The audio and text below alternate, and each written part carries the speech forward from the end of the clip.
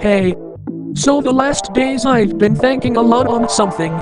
You sure know Kate? Well, she's one of my OCs and I created her in 2022. But despite this I've never said so much about what she is. You know she's a Dimensioner. And you might know some of her abilities as well. Or didn't I make it explicit? You see, I never spoke much about the Dimensioners as a species, not to mention that the only Dimensioner known is Kate herself. I guess. And no, Ben 10 don't count, this transformation isn't even real. But it can be used for an idea too. Although I do have ideas about the Dimensioners, but I don't know, I just haven't considered an optimal moment to tell all of this information, so here you go, I will reveal the truth of her species.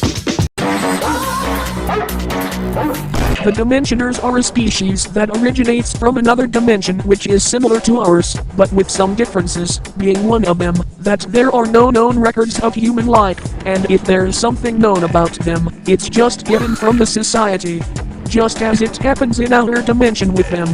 They live in the planet Earth, their Earth, which they call Nova Third. It might sound contradictory for being the third planet they call Nova, which it makes it not being so Nova, but it actually has its history that I don't know either, but it's not really relevant.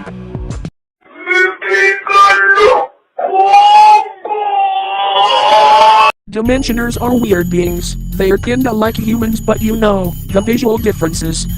They can wear normal clothes, but also they have some clothes that resembles their biology, like a Dimensioner colored clothing, and in this case the clothes always has to be the same color as the Dimensioners, or else I guess they will judge them for disrespecting fashion.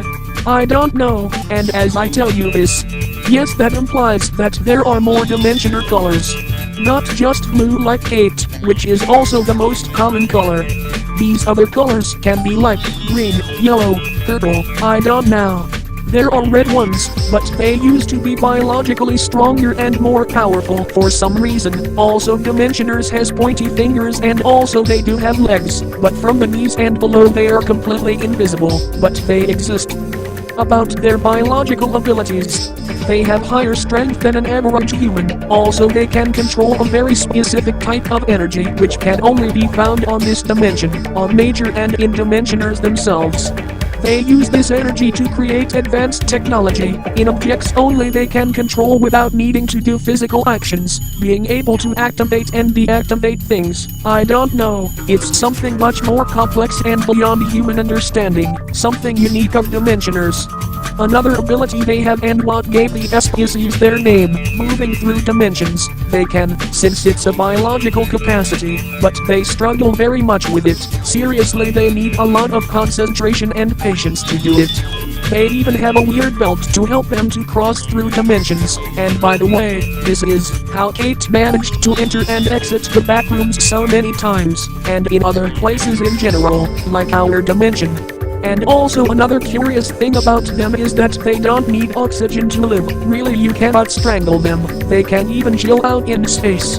And before I forget it, there's also a thing with their eyes. They glow. When they use their energy manipulation power, is not so important, but it can be useful to know when a Dimensioner is using their power, as the eyes betrays them in surprise attacks.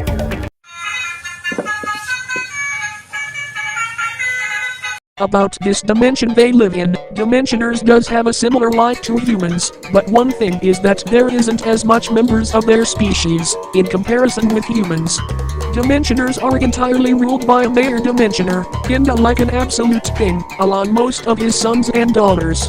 And though they have liberty and things, they also use this to be more cruel with their punishments, like exile, being Kate a known case of exile.